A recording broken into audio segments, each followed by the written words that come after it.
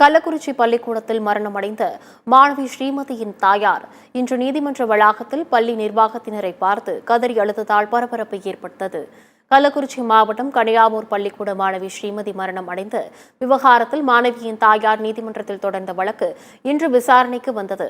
அப்போது நீதிமன்ற உத்தரவுப்படி கனியாமூர் பள்ளிக்கூடத்து நிர்வாகிகள் தாளாளர் ரவிக்குமார், செயலாளர் சாந்தி, முதல்வர் சிவசங்கரன் ஆகியோர் நீதிமன்றத்தில் ஆஜராகினர். அவர்களை பார்த்த மாணவியின் தாயார் செல்வி கதறி அழுதபடி சாபமிட்டதால் பரபரப்பு ஏற்பட்டது. மாணவி மரணமடைந்த நாளன்று பள்ளி நிர்வாகத்தினரும் காவல்துறையினரும் பேசிய தொலைபேசி உரையாடல்களை நீதிமன்றத்தில் சமர்ப்பிக்க வேண்டும் என்று மாணவி தரப்பு வழக்கறிஞர் தெரிவித்தார். இந்த ஆவணங்கள் முழுமையாக கிடைத்தால் வழக்கை விரிவாக நடத்துவதற்கு உதவியாக இருக்கும் என்றும் வழக்கறிஞர் பாபு மோகன் கூறினார்.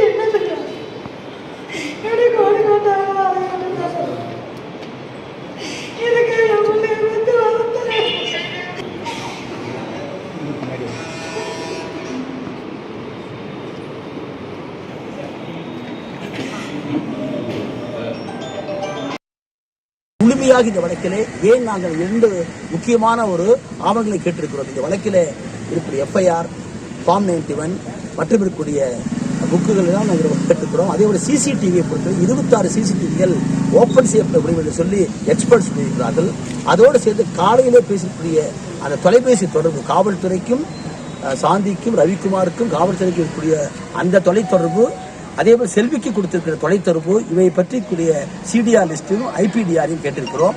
அதை பற்றி இன்றைக்கு நீதிபதி அவர்கள் முழுமையாக கேட்டார்கள். அரசு தரப்பிலே வாதாடுவதற்காக மீண்டும் வாய்தா கேட்டு 28/5/2024 வாய்தா போடப்பட்டிருக்கிறது. அதை வாங்கிய பின்னால் எங்களுக்கு கொடுக்கப்பட்ட நாங்கள் கேட்டிருக்கக்கூடிய ஆவணங்கள் பெற்ற பின்னால் முறையான ப்ரொடெஸ்ட் பெட்டிஷன் போட்டு இது வாதாடுது. 28/5 அரசு தரப்பு வாதாடுவதற்காக டைம் கேட்டிருக்காங்க. அன்னைக்கு பேசி முடிச்சாலும் நாங்கள் டாக்குமெண்ட் கொடுத்தாலும் அடுத்த நாளே போட்டுருவோம். We are ready. We have to produce a document only for a full-fledged report that we have to file.